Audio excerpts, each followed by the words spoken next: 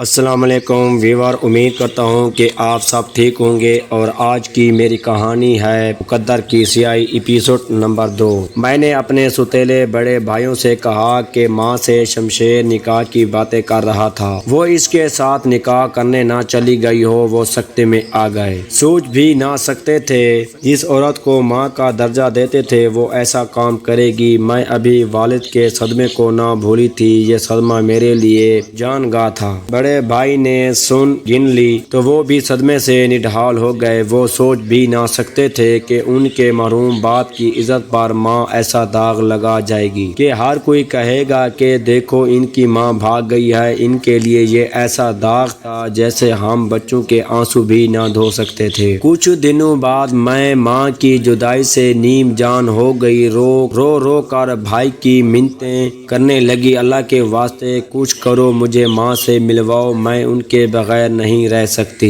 بھائی معلوم کر چکا تھا کہ ماں نے شمشیر سے نکاح کر لیا ہے اور اس نے شہر میں مکان لے کر وہاں ہماری ماں کو رکھا ہوا ہے۔ میں روتی، ماں سے ملنے کی ضد کرتی، تب بھائی سمجھاتے بہن صبر کر لو، اب تمہارا ایک غیر آدمی کے گھر جا کر رہنا ٹھیک نہیں ہے، یہ تمہارے والد کا گھر ہے اور ہم تمہارے بھائی ہیں، تمہارا اپنے باپ کے گھر میں رہنا ہی مناسب ہے، کیا پتہ وہ تمہارے ساتھ کیسا سلوک کرے، کیونکہ ہم اس کے گھر ہرگز قدم نہیں رکھیں گے۔ ماں رابطہ کرے گی بھی تو وہ اب یہاں آ کر نہیں رہ سکتی، وہ اب ہمارے باپ کی بیوہ نہیں ہے بلکہ ایک اور شخص کی بیوی بن چکی ہے۔ اس نے ہمیں آگاہ کیے بغیر اتنا بڑا فیصلہ کر لیا، برادری کو بھی اعتماد میں نہیں لیا، گھر سے نکل گئی، ہم سب کو چھوڑ دیا، کیسے اب یہاں لوٹ کر آ سکتی ہے؟ بڑے بھائی ٹھیک کہہ رہے تھے، تاہم میں لڑکی تھی اور میرا دل نرم تھا، ماں سے بہت مانوس تھی، ان کے بغیر سانس نہیں آتا تھا، اتنی دل کو تکلیف تھی کہ بتا نہیں سکتی۔ چھوٹے بھائی بھی بڑے بھائیوں کے ہم نوا ہو گئے، وہ کہتے کہ نہ جانے ستیلا باپ کس کماش کا ہے، جو روکھی سوکھی ہے، جو بھی تکلیف ہے سب قبول کر لو مگر یہیں رہو، تمہاری عمر ایسی ہے کہ ایک قدم بھی تم نے گھر سے باہر نکالا تو زمانہ ہمیں کھا جائے گا۔ ایسی باتیں کر کے اور مرے ہوئے باپ کے واسطے دے کر بھائیوں نے مجھے اپنے پاس روک لیا۔ جب خود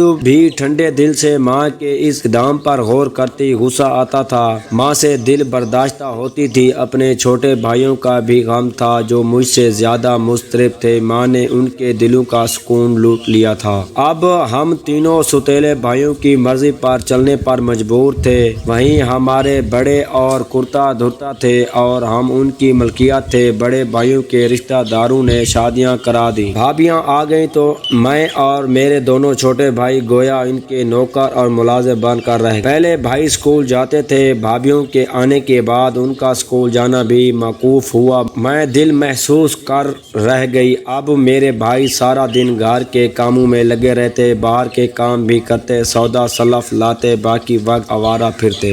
وہ زندگی کے خوشیوں سے بہت دور ہو چکے تھے۔ ادھر میرا حال بھی بھابیوں نے برا کر دیا تھا، سارا دن گھر کے کام کرواتی۔ جب ان کے یہاں بچے ہو گئے تو ان بچوں کو بھی میں اٹھاتی، نہلاتی، کھلاتی پلاتی۔ بڑے بھائی بیویوں کو کچھ نہ کہتے کہ یہ تھک جاتی ہے، اس کو بھی آرام کرنے دیا کرو۔ ایک دن ایسا آیا کہ میرے کپڑے چڑوں جیسے ہو گئے، ننگے پاؤں صحن میں چلتی پھرتی اور بال سوکھے میل کچیل سے بھرے ہوتے۔ میرے چھوٹے بھائیوں کی حالت بھی ایسی ہو گئی کہ ان کے چہرے دیکھ کر ترس آتا تھا، ذرا سی غلطی پر بھابیاں شکایت کرتی اور بھائیوں سے خوب مار پڑواتی تھیں۔ ایک ماں کے موجود نہ ہونے سے لعنت، علامت، ڈانٹ پھٹکار ہمارا مقدر بن گئی۔ ہم یہ ظلم و ستم سہتے اور ماں کو برا بھلا کہتے جو زندہ تھی، ہمارے لیے جیتے جی مر چکی تھی۔ انتہائی اذیت میں 5 سال گزرے۔ ایک دن جب کہ دونوں بڑے بھائی اپنی بیویوں کو لے کر کسی گاؤں شادی میں گئے تھے،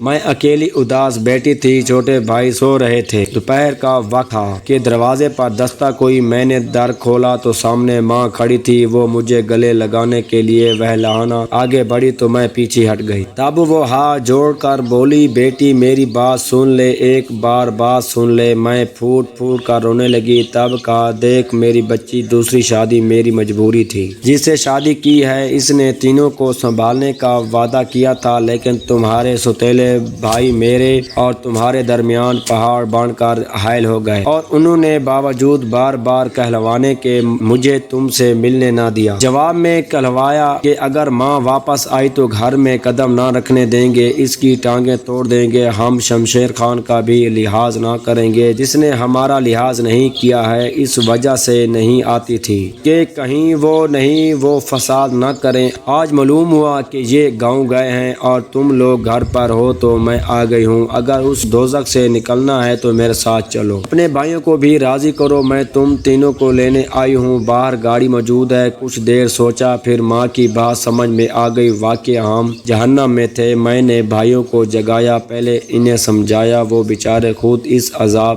ناک ماحول سے چھٹکارا چاہتے تھے۔ جب ماں نے رو کر ان کو گلے لگایا تو انہوں نے بھی ماں کی بات مان لی۔ ہم تینوں نے کوئی سامان نہ لیا، جیسے بیٹھے تھے ویسے ہی ماں کے ساتھ گھر سے باہر نکلے اور شمشیر کی گاڑی میں بیٹھ گئے۔ وہ ہمیں شہر لے آئے، نئے کپڑے دلوائے، بہت اچھا سلوک کیا، بھائیوں کو اسکول میں داخل کرایا، وہ ہر طرح سے ہماری ضروریات کا خیال رکھتا تھا۔ شمشیر واقعی بہت اچھا انسان تھا۔ ہم بے شک دوزخ سے نکل کر جنت میں آ گئے تھے۔ شمشیر نے میرے بھائیوں کو پڑھا لکھا دیا، وہ ملازمتوں پر لگ گئے، میری شادی ایک اچھے گھرانے میں کرا دی۔ آج ہم سب اپنی زندگیوں میں سیٹ ہیں اور بہت اچھی زندگیاں گزار رہے ہیں۔ کہتے ہیں ستیلے باپ اچھے نہیں ہوتے، کوئی کہتا ہے ستیلی ماں بری ہوتی ہے، ہر ایک کا تجربہ الگ ہوتا ہے، مگر میں یہی کہوں گی کہ سبھی انسان ایک سے نہیں ہوتے۔ میری ماں ستیلی تھی تو اپنے شوہر کے بیٹوں کے لیے بہترین ماں تھی، اور میرا باپ ستیلا تھا تو وہ ایک بہترین اور اچھا انسان تھا، جس کی وجہ سے ہم اچھی زندگی گزارنے کے قابل ہوئے۔ اگر شمشیر ہمیں اپنی پناہ میں نہ لیتا اور ہم ماں کے پاس نہ آتے تو شاید ہمارا مقدس صحیح کی نظر ہو جاتا۔ اگر یہ سٹوری آپ کو اچھی لگی ہو تو میرے چینل کو ضرور سبسکرائب اور میری ویڈیو کو لائک کر دیجیے گا۔ شکریہ۔